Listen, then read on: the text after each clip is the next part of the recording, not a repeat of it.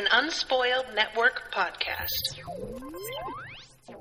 This is Spoil Me, covering The Magicians, Season 4, Episode 7, The Side Effect. In this episode, we find out what's going on with some of our side people. And I start to wonder what the hell is going to go on with the damn library, because they seem out of control. Welcome to Spoil Me.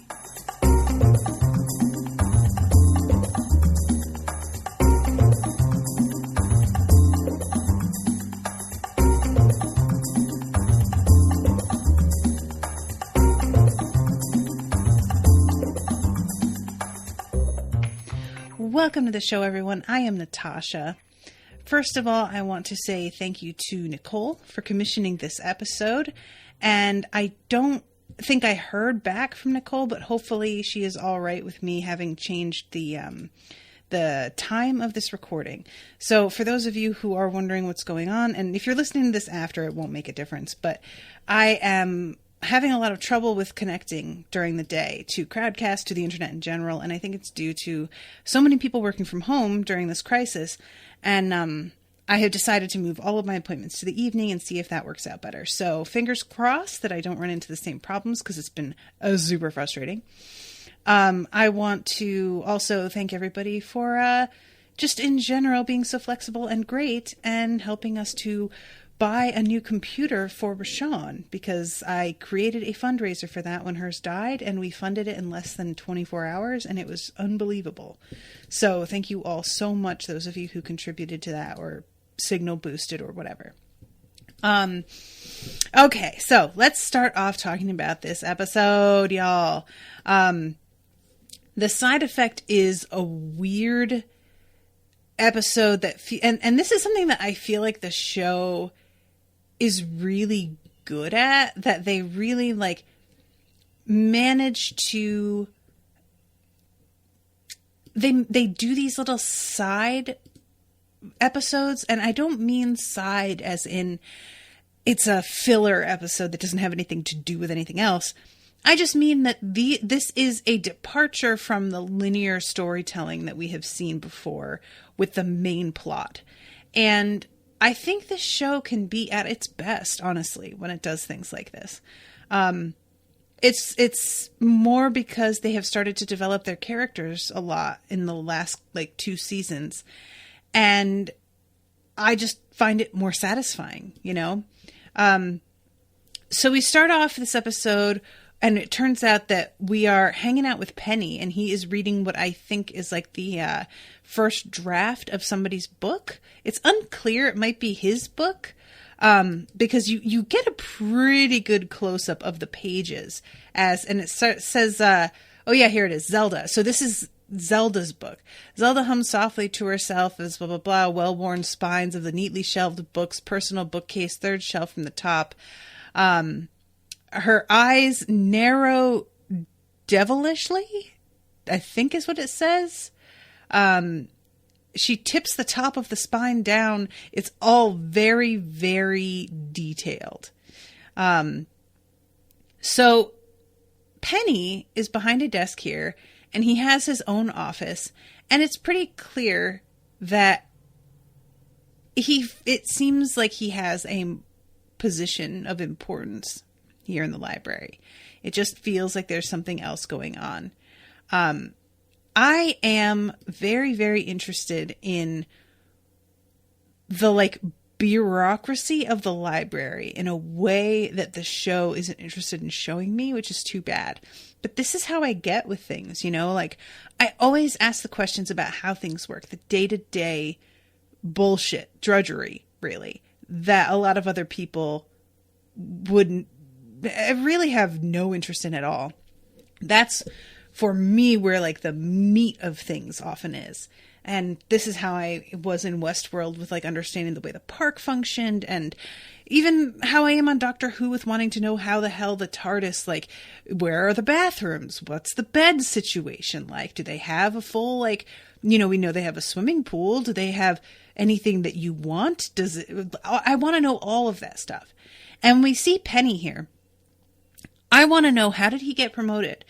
We have this moment here, but when we get to the end and we find out that this is another promotion that he's getting, it feels like this is not their standard practice on how to handle doing this. They don't usually like trick you. How has this worked up until now? What do other offices look like? And the whole thing with the underworld is, of course, that there are no windows, right? I want to know why are they really under?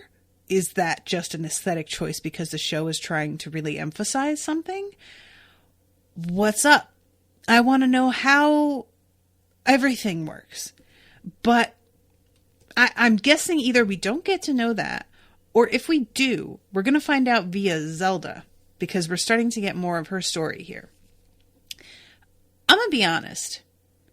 I feel like the show wants me to like Zelda not now.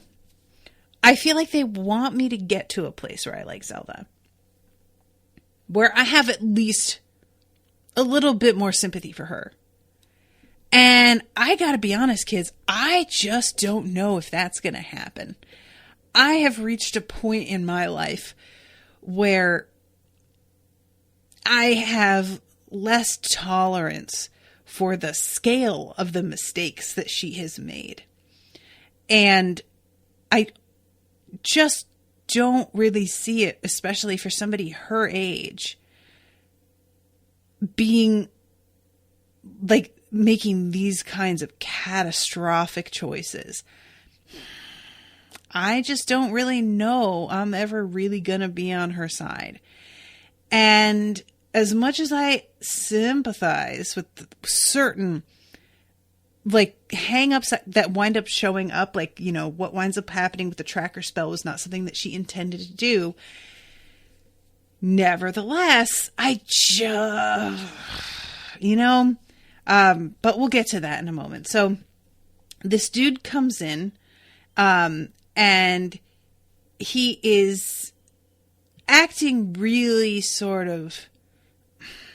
he's acting really white guy. I mean, there's a whole like joke in this episode about white cishet male frat boy point of view. And he really does embody that pretty well. Like there's a certain, and y'all are going to know what I'm talking about if you've seen this before. If you see certain dudes and the way they carry themselves, it's what I have begun to recognize as privilege. It's something that I used to see as arrogance. And now I understand it to be the effect of someone who is used to getting away with everything. So it looks like arrogance because they are not worried about what the world thinks of them. And it could be arrogance. You could say that, but I don't feel like that quite encompasses what it is. There's just a certain way of comporting yourself that indicates humility, that indicates that you are receptive to somebody else's words, that indicates that you are paying attention. And then there is the kind of thing this dude is doing. And I have to give credit to this actor for pulling this off really well. Then there are people like this who you just can tell that they do not expect consequences for the things they do. Or if they expect consequences, they expect positive consequences. They expect rewards.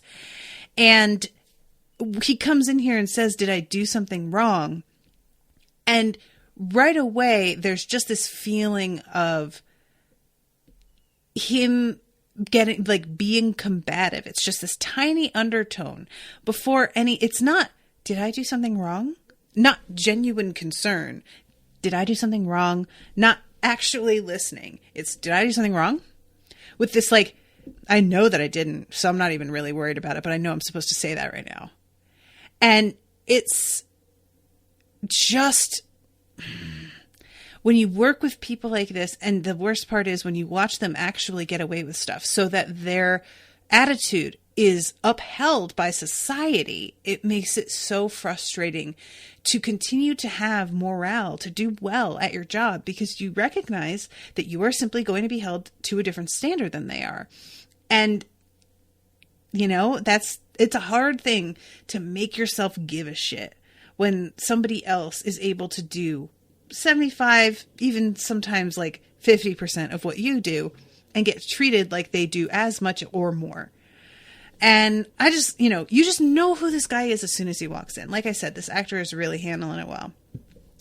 And Penny is pointing out this book that he shelved, a woman named Matilda, that he shelved in a section called Disappointing Prodigies. And so apparently there are lots of different sections, and it's sort of like an overall judgment of who they are as people. I mean, who isn't desperate to know what their section would be? I know I am. I am super, super curious.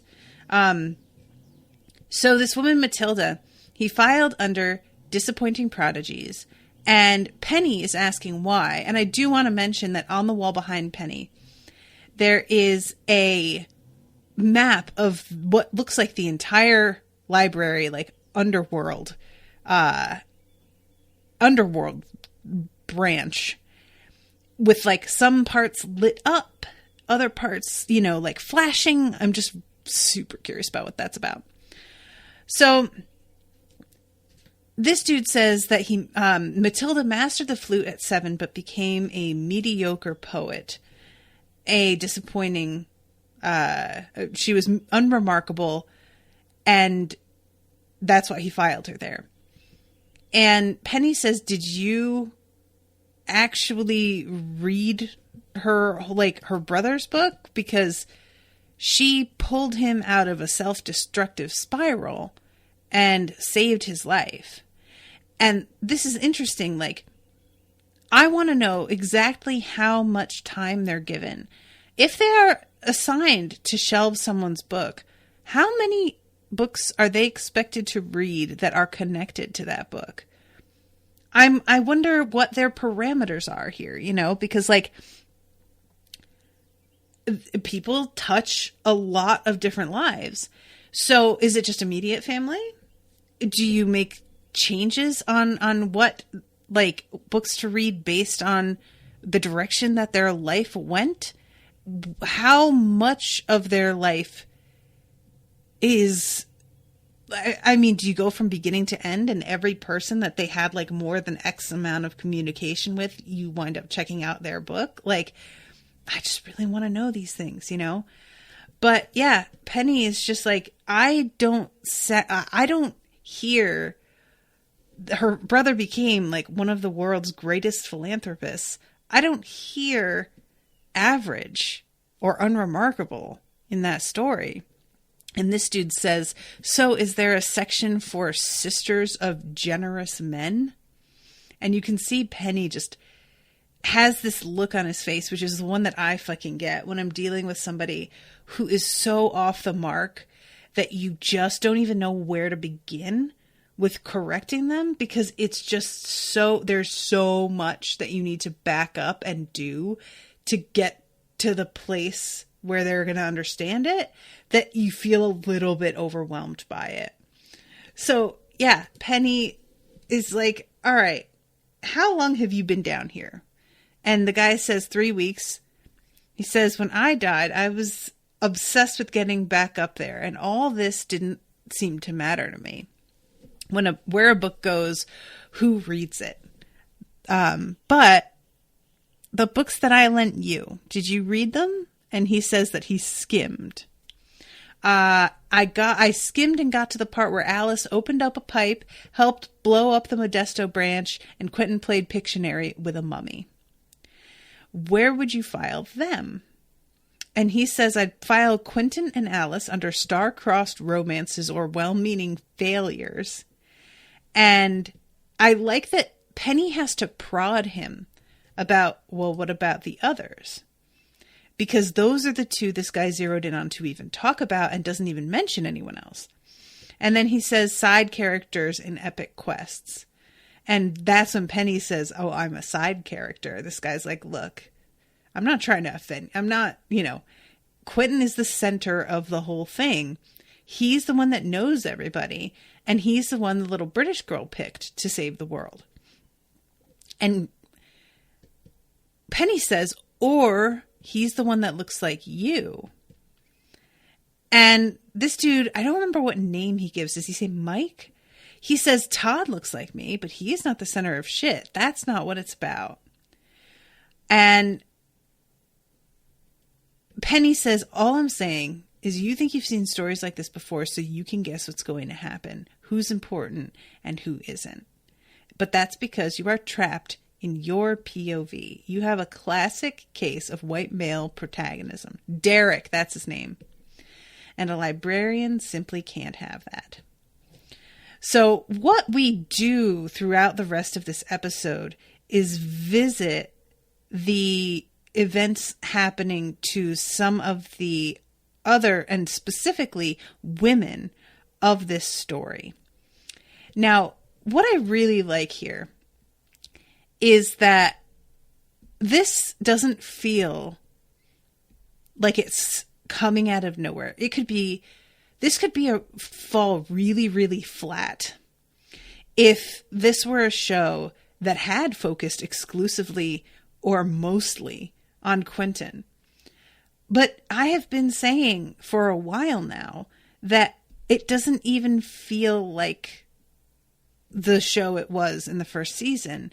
Quentin was definitely the main character of season 1. I mean, he just was.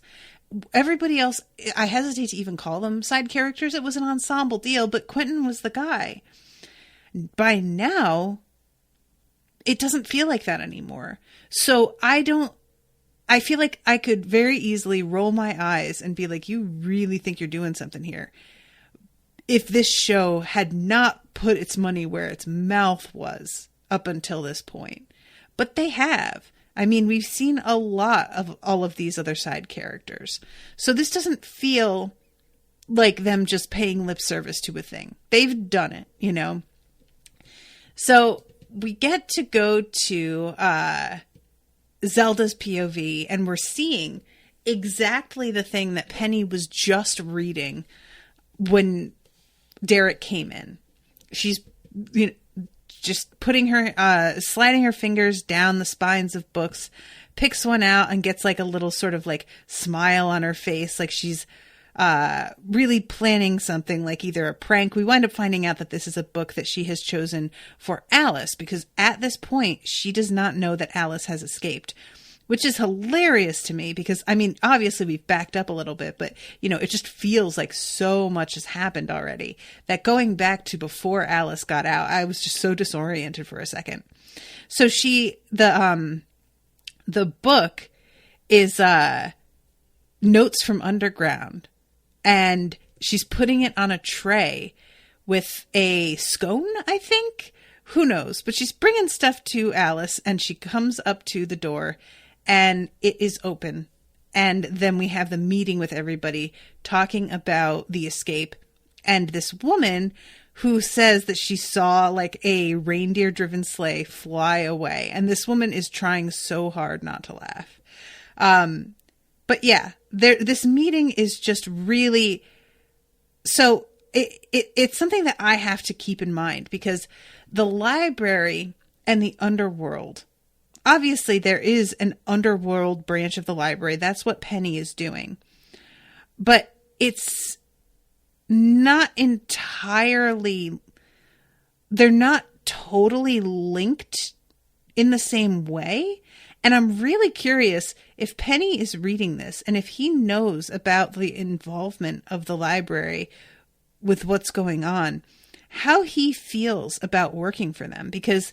he says, to Derek later, like, it is our job to observe, but we never interfere, even though we may want to, even though there's lots of other people who would want us to. That's not our job. And I'm like, okay, that's one thing when it's like people who are in the world of the living and separate from the underworld. But what about when it's people from the library who are still kind of like within your purview, where does that line get crossed exactly? Is it just living are off limits entirely, like library or no? I'm assuming, but I don't know that.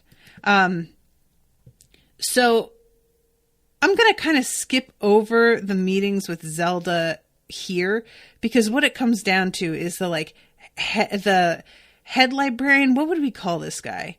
But he is very cutthroat, and he's doing the whole thing. We have like the head of regulation that's talking to her now, but eventually this guy comes in that they all sort of bow to, and he basically keeps like chanting the mantra about keeping the flame of knowledge lit no matter the cost.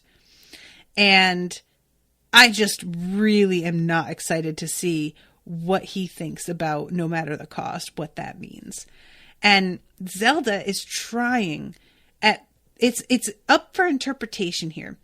But at first I got the feeling that Zelda was trying to be as open to the accusations as she can, that she stepped outside the purview of the library, that they're not jailers. She shouldn't have like detained Alice. This whole thing was like a mistake. And you can tell that she's attempting to see their point of view and being like, okay, yeah, I maybe I made a mistake, but that doesn't change what we have to do now. Like, we are not, but we're also not killers, because this guy is trying to say that they need to take Alice out entirely because she is a threat. I don't really understand why they think she is a threat, though. That's the part that I was still sort of like having trouble with. He says that she is an existential threat to that knowledge. What does that mean? Do they think she's going to attempt to turn magic off again? What exactly are they afraid she's going to do? I don't get this, you know? I guess they think that she's going to try and turn it off again, but like, what has she done that has given you the idea? She just tried to get away because you had imprisoned her, which you agreed was a bad idea. I don't really understand the logic behind this. And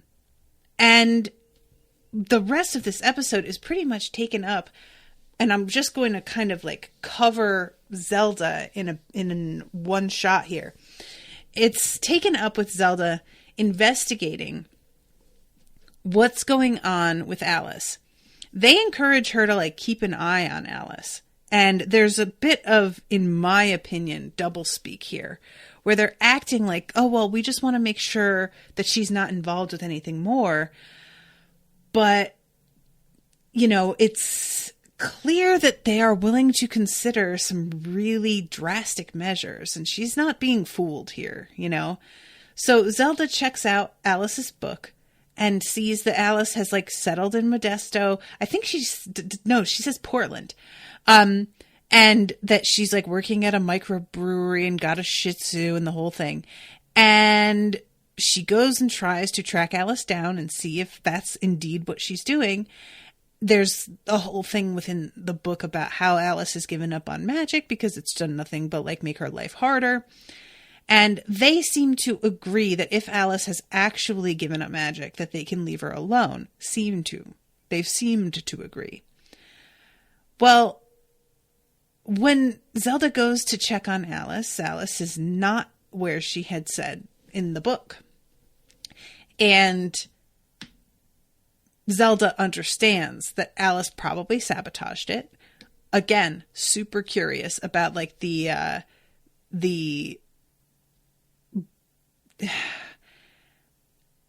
process by which you could do something like that, you know? But rather than tell them, yeah, she's AWOL, I was wrong, don't know what to do, Zelda tells them Alice is where she says and that she's given up magic. And they trust her word on this, which seems unlikely. I have a feeling that's going to be that they are going to check up again. As of right now, though, they don't know.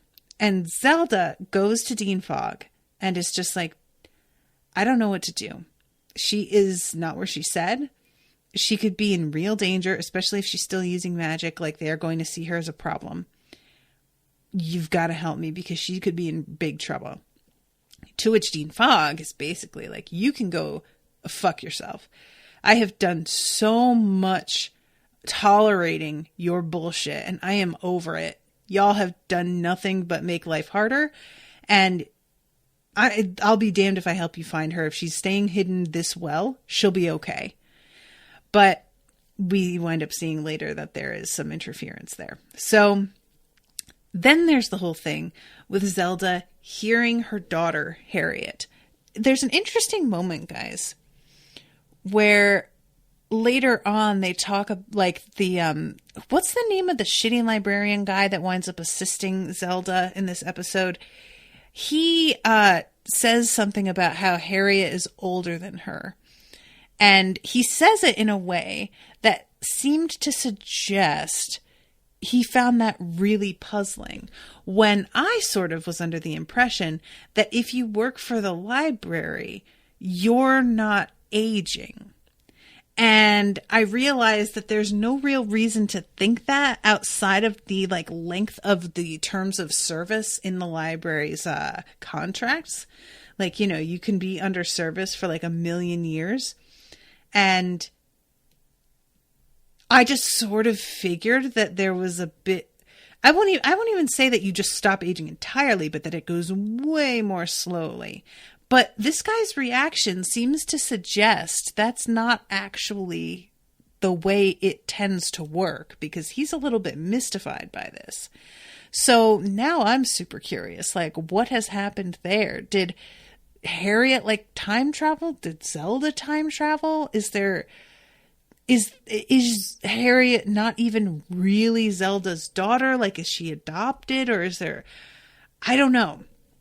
But she keeps seeing and hearing this sound, like a ringing coming from the mirrors.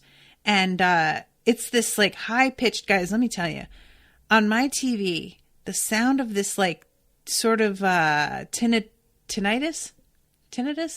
I never ever know how to say that word. But the sound of this was piercing. It was awful to listen to. And it happens more than once, and I was just like, let it end. But Zelda can sort of see Harriet in there. And I'm excited to be getting back to this, because I found the end of the episode when they're in traveling through the mirrors and one of them gets broken fascinating.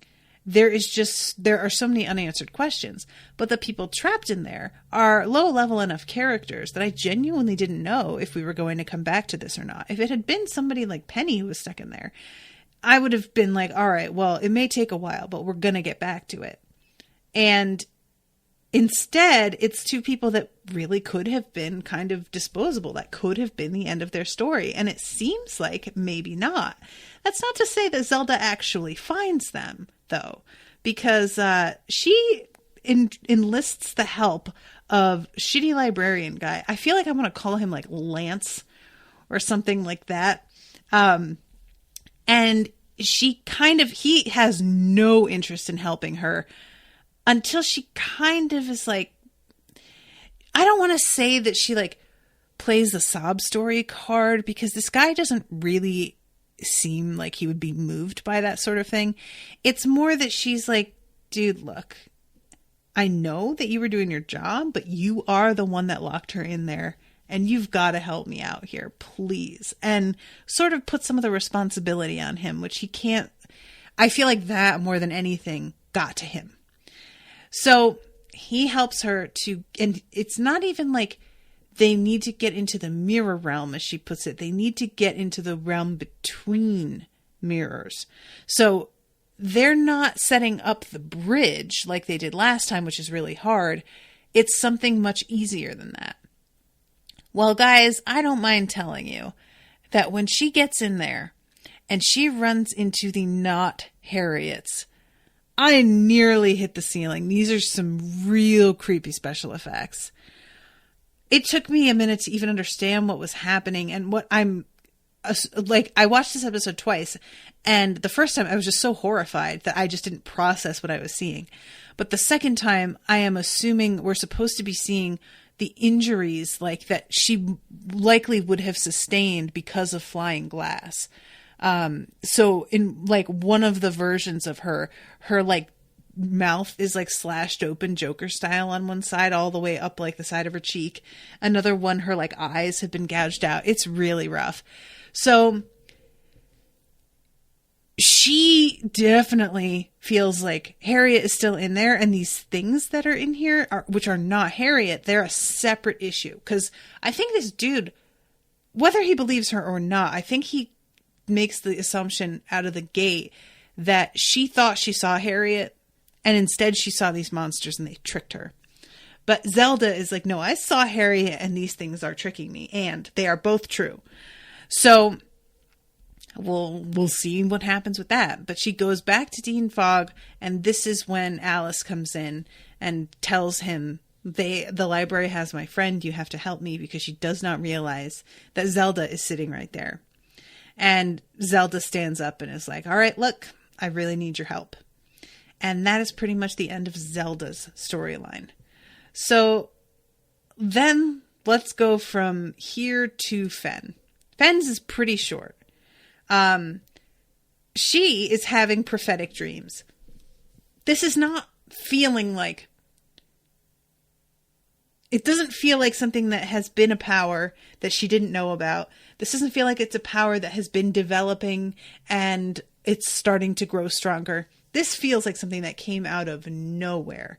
I don't know if it's going to be like an effect of the opium, or if it's going, there's this woman in a green hood in her dreams. I'm wondering if there's something to do with that. Is this Jane Chatwell again, But she is having dreams that are very detailed about things that are going to happen. I mean, she winds up sort of spooking Josh because she is in the pantry because he's distracted because his souffle fell.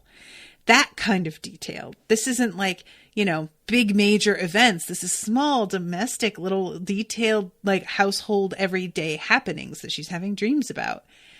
And there's like this antidote that is supposed to work to make the talking animals be able to speak again. Because I think last episode or the one before, we had that issue where none of them were able to talk.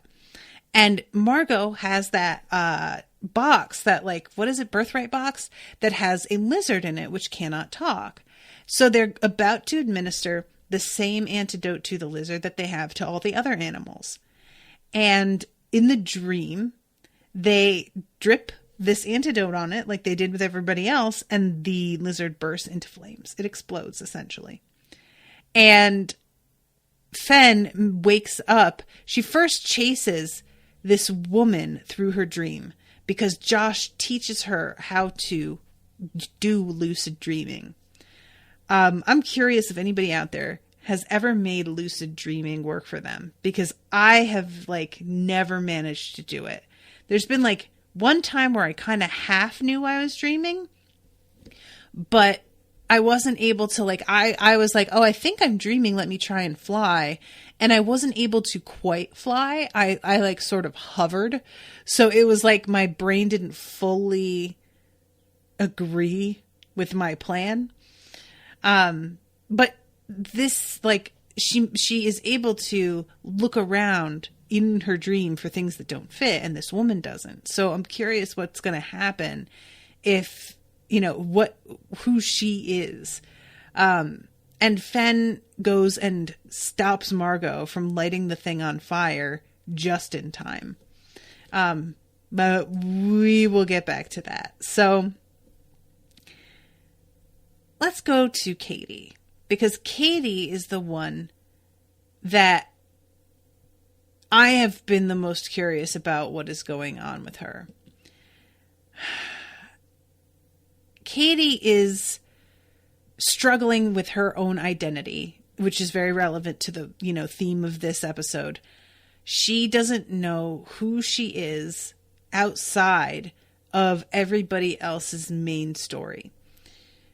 Oh, Jesse's here. Hi, Jesse. So she is trying to figure out who she is. And one of the things that she has sort of like clung to is her identity from before, from when she was under the spell that was hiding her when she was a police officer, a detective. And so she is still going back and like solving some of the old cases that she had when that was her identity. I'm super curious what happens to the people who worked with her, you know, like she was a major force, and she's out here now looking like somebody else. Essentially, the woman that she was has disappeared off the face of Earth. What do they think happened? What is the story there, you know? But she kind of, there's a line that she has that I really, really took issue with. So, and I think you guys might know what it is if you've watched this recently. She's talking to Julia and she says something about how, you know, Julia has been through a lot and she has kind of become like two separate people. There's like, you know, pre-goddess Julia and then there's now Julia. And she says, you know, this is okay. I'm going to back up a little bit because this is before she even says anything about that. Julia is asking her for what she's been up to, basically.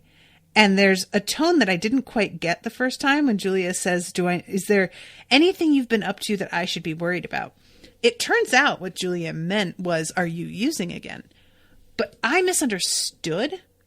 And when she said anything I should be worried about, I thought she was like, since you seem to have become a megalomaniacal maniac since the last time we saw you. Because the attitude that Katie had really had shifted in a way that was like a bit sinister. I thought that's what Julia was talking about, but no, she just wanted to make sure that Katie's not using again. So Katie talks about this case with this girl, locator spell, and a couple bruised knuckles later, and she's home. And this is when Katie says, all right, look, you lived as Kim for months. The moment you got your memory back, you just dropped it like it never happened. But I can't do that. And it makes sense why not, because she's like really into some life or death shit, you know? Like Julia was a fucking architect. It's not exactly pressing matters. So she says, I can't go back to being a sidekick. And Julia starts to protest. And she says, I'm only in this group at all because of Penny. And she says, you know, I just feel like I need to find my own path. And when Julia starts to like sort of get like push back about that, and she's like, and I'm interested in you finding like yourself, finding out who you are, but we're under the gun. Katie says, you're under my roof, hidden from the McAllisters, because I took this place from Marina when everyone else wanted to hand her nuclear launch codes. And then she stops and it's like, look, I'll help, of course. You're under my roof? Does that feel right to you guys? There was no implication that I had that Julia or that Katie owned this place now. That like her deciding to deal with Marina now made the apartment hers. Am I wrong about that? Like, when she said that, I was completely confused. And then I realized that she feels like since I decided to use that bad luck on Katie, or on, jeez, I keep mixing everybody up, on Marina, that means that I am the one who like took this place. So that means it's mine. And I have a real problem with her deciding that's how this works. Like, you were supposed to be working on behalf of everyone. And thus, if you like succeed in getting Marina out of the picture, the apartment also belongs to everyone. This is not yours. You're under my roof. I mean, she says that now, and that's what leads to her being on the hook for the rent. But it does not make sense to me that she would assume that. And it's weird that, like, Julia doesn't protest at all. I just didn't see it this way in any way. But anyway, so she says something about how Sam has some loose ends that I need to tie up, and she's about to like take off from there when there is a knock on the door, and this weird girl who is standing there with a like giant overcoat on, and she announces, "I am the Baba Yaga. You live on my property under my protection, and the rent is due." And there's this like wild voice modulation that they use on her that is so funny to me. Those of you who have played Jackbox, there's a murder party game in Jackbox, and this voice reminded me so much of the voice of the host in Murder Party. And it turns out that there are a couple of things on the fridge that are like this weird list that Katie didn't know the significance of. And it turns out that that is the Baba Yaga's rent payment that she is supposed to like find all of this stuff. So this girl, it turns out, is channeling the Baba Yaga. It is not exactly the Baba Yaga standing here. And I'm curious about whether the Baba Yaga still has a body, or if she is just a spirit that inhabits, or how does she work? I do not know. So yeah, she needs to find a bag of holding, a totem of the plump pelican, and Webster's something of weeping healing. So it's a doll. Pay what is owed in 2 days' time, or wish that I had boiled you alive. The wench will explain. And then this girl comes kind of out of her trance, and she isn't unaware of what just happened. She knows, like, she can feel when the Baba Yaga's coming. She knows what's happening to her while it's happening. And she remembers everything that was said, while she was in the trance. So, yeah, she says, "Holy shit, you have to pay her." And her voice changes completely, and it's really funny. "I'm Bailey. Sorry about the Baba Yaga. She can be a little, but I channel her when I need to collect rent or deal with a chatty Uber driver. So if you don't want to be her next meal, you should give her what she wants." Oh, stressful. Oh my God. This girl is ridiculous. So Katie goes and finds the totem of the plump pelican right away. It turns out Marina had already found it. And that's one thing down, which is a nice surprise. But yeah, 2 more things to go. And she has to find a black market and, go barter for this thing. Turns out the guy that she has to deal with is Pete from season 1. I don't think we've seen him since 1, right? He wasn't even in season 2, I don't think, at all. And Pete had sex with Julia, for those of you who did not remember. She cheated on her then boyfriend. It's so weird to think about Julia having had that boyfriend at the beginning of the show. Like, he is just so not a factor now that it's hilarious. But apparently Pete is still like a tiny bit hung up on her, because he asks like if Katie still has contact with Julia. And I'm just like, dude, you just need to stop. So the bag of holding costs more than she's got. She has cufflinks of charisma, I think is what they call them.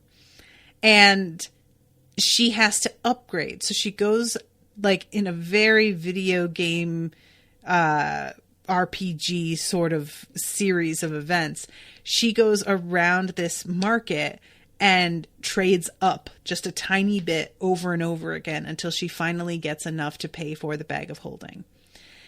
But she still has to find this Webster's weeping angel thing. So Pete knows the guy who has it. And they go over to that dude's apartment. And he is dead on the floor.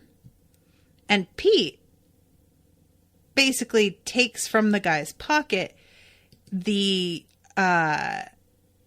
what's the name of this coin? But he takes the coin, and despite the fact that Katie's kind of horrified that he's basically like robbing this guy's body, and puts it in his pocket, and we cut to this other dude who is putting one of those into his, like, we cut to, it's a guy that she had bought the bag of holding from. He is back at the market, the black market, and he is putting his money away, and he has one of these Deweys. That's what they're called. I forgot. And he's really sweaty and just does not look good. And he winds up passing out. So it's pretty clear that there's something going on with these coins. And we get a little bit of like the sense of dread when Pete steals it off of this dude. When we come back later, and it was weird because like she looks over the dead guy's body and she can tell there's no signs of like trauma, that this guy wasn't killed with foul play, but she does not seem to notice the like marks on his arm, which I guess didn't really pop up until like a moment before they were about to leave. But Pete later, she puts down his like sweating and shaking to nerves. She thinks that he's just this nervous about meeting the Baba Yaga because he brokered a deal where he would help her with the black market and she would introduce him because the Baba Yaga in his line of work is a really big deal. So they're waiting for the Baba Yaga to arrive so that she can pay her rent. And he just passes out, and she is able to very quickly deduce that it is the Dewey that is responsible. And she brings this guy over who is supposed to be some kind of like magical doctor. I don't really know what to call him. I'm sure they like gave him a title in the episode, but I do not remember. And he explains that the symptoms Pete's displaying are very indicative of things interfering with personal spells. And this is a really interesting like part of this show that I want explored more, is the idea of the sanctioned spells through school from being, quote, classically taught versus the off-the-street magic that he says is very rough around the edges. Essentially, there's a sort of treatment of these spells as if they are like medicine. Like it's the difference between buying drugs off the street or being a pharmacist and being trained to know what goes with what. So Pete has some symptoms that this guy has seen before, and she goes over his body and finds the Dewey and is like, what about this? And this dude touches it and is like, oh shit, that's cobalt. Yeah, that's a tracking spell and it's pretty fucking strong. I bet that's what's doing it. And Katie realizes the implications of this, that this is something that is potentially fucking with everybody. Because he knows about it because he uses it in tracking spells on people's animals. Like, you know, when people get their animals chipped in our world, he has like a magical equivalent of that. If you hold it long enough, it casts out a signal to whoever has it. And she realizes that the library is the one that's must have set this up. And she also assumes wrongly that they have to know about these side effects and just don't care. But it appears when we see the librarians later, they don't know It doesn't seem like they're aware and just did it because they don't give a shit. It's more, I won't even say like, oh, they would never have. It's more like it was an accident, but I'm not convinced that anybody but Zelda would really have cared anyway. When Zelda finds out that her spells are interfering and killing hedge witches this way, she is really upset over it because she wanted this to all be something that was handled non-violently. And instead, it appears because she doesn't find out about her spell interaction until after that library branch is blown up in Modesto. So at that point, it's a vicious circle because the library gets blown up because hedge witches are dying, but the library decides to let the hedge witches die and keep these like deadly coins in circulation because hedge witches blew up the library. They don't understand the like which came first, and if they did, I'm not sure it would make any difference.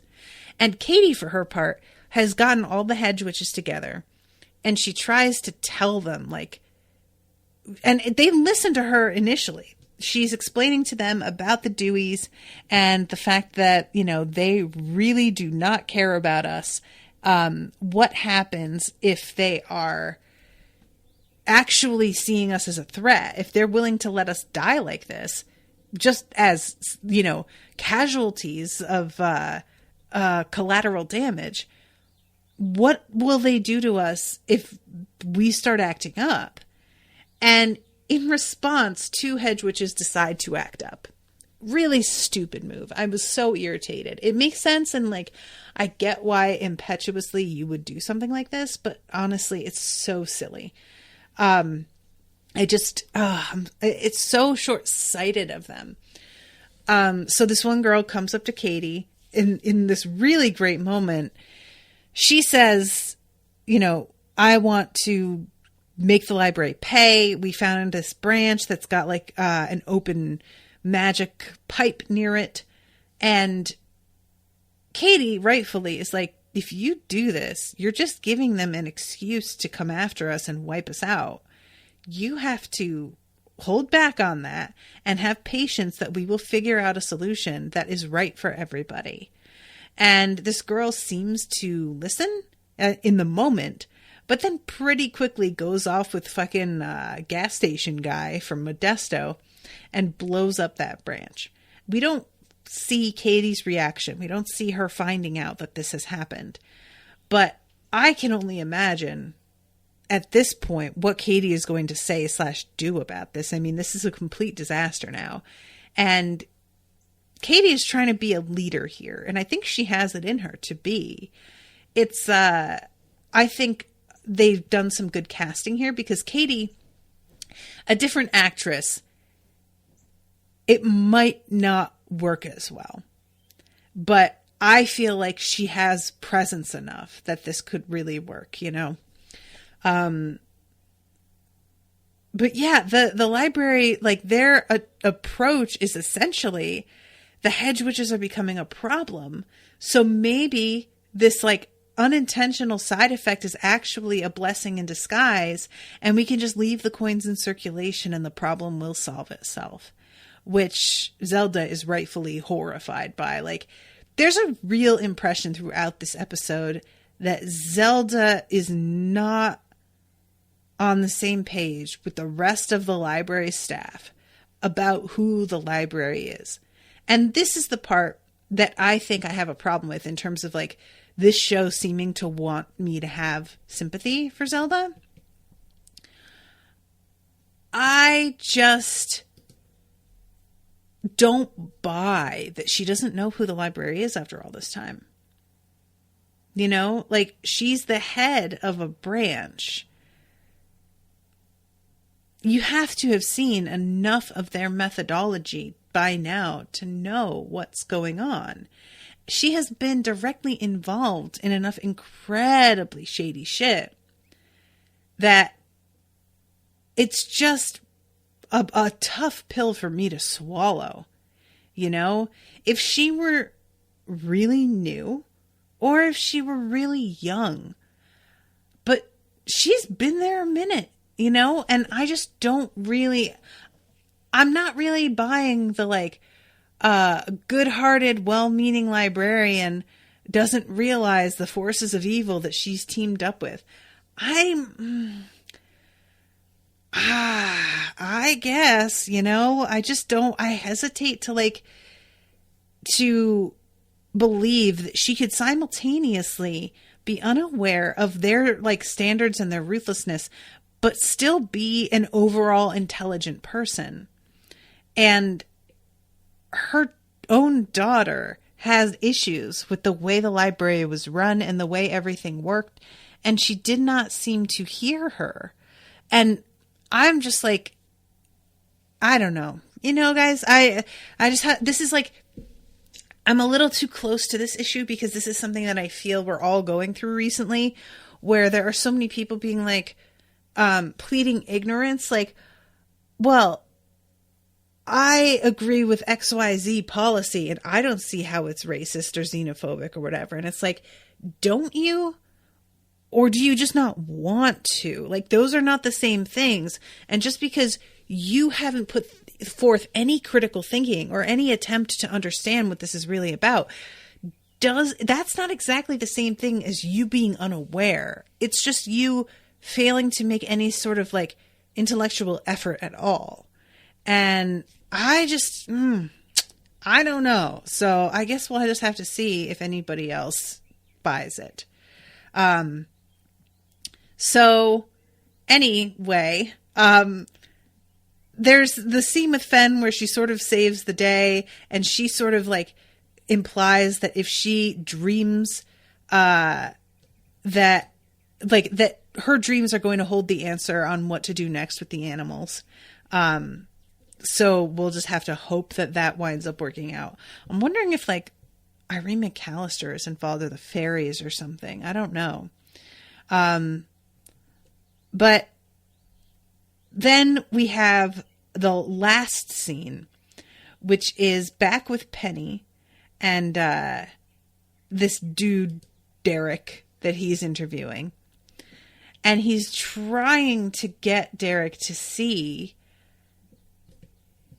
the importance of the stories that they have just read and why these people are not side characters. And Derek asks, what was I supposed to take from that? And Penny says, Zelda doesn't know it yet, but what she just set in motion is going to change the library forever. Same with Fen and Fillory, Katie, and all of magic. When you file people away as sidekicks, you don't realize their importance to the story, and this story belongs to a lot more people than you think. Where to shelve a book is not a little thing. You're telling the world what to value, who to value. You get our responsibility here? And this dude says, well said. I think you've earned the right to move up. And Penny's like, what now? And he says, you haven't asked me how I died. And Penny asks, and he says, arrow to the chest in the Crusades. To which Penny's like, hold up. I thought you said you've been here like 3 weeks. And he's like, yeah, no, that's not true. Sorry about that. And I do know that it's ironic that I'm the white guy doing this right now, but they love a twist. So the ladies sent me to take care of this, which when he says the ladies, I'm like, who do you mean though? Who dat? And Penny is very nonplussed here. I just really love this moment. The ladies upstairs love a twist, so they always send me. You are being promoted. You're clearly ready for the next level. You are going to collect secrets taken to the grave. And we are going to need you to start pretty much right away. So he walks into this, like, basically what looks like an elevator bank and greets somebody coming off of it. I guess it's not, well, it's a series of doors and then the elevator at one end. But there's somebody standing there that he knows, because he says, hey, been a while, and then says, welcome to the underworld. And he doesn't have a very strong emotional reaction. There's not like a moment of just like, oh my God, hey, it's just been a while. So I am real curious exactly who this is. Like, it doesn't feel like it's somebody that he's got much of a connection to necessarily, but I could be wrong about that. Is it Alice? It doesn't, he would have much more of a reaction to Alice. Is it Zelda? I feel like that might be more appropriate, but I don't see her, why she would come down here. I don't know. But that's the end of the episode. So I got to wrap up, but thank you again very much to Nicole for commissioning this episode. Thank you to everybody for bearing with me in having to make all of these scheduling changes. In about half an hour, I will be doing the next episode, which is going to be covering Veronica Mars. So if you would like to stay tuned for that, please keep an eye out, and I'll be posting the link shortly. And guys, thank you all so much. And it's been quite a week. I hope you all are hanging in there. And I'll be seeing you soon with a new one. Until then, toodaloo, motherfuckers.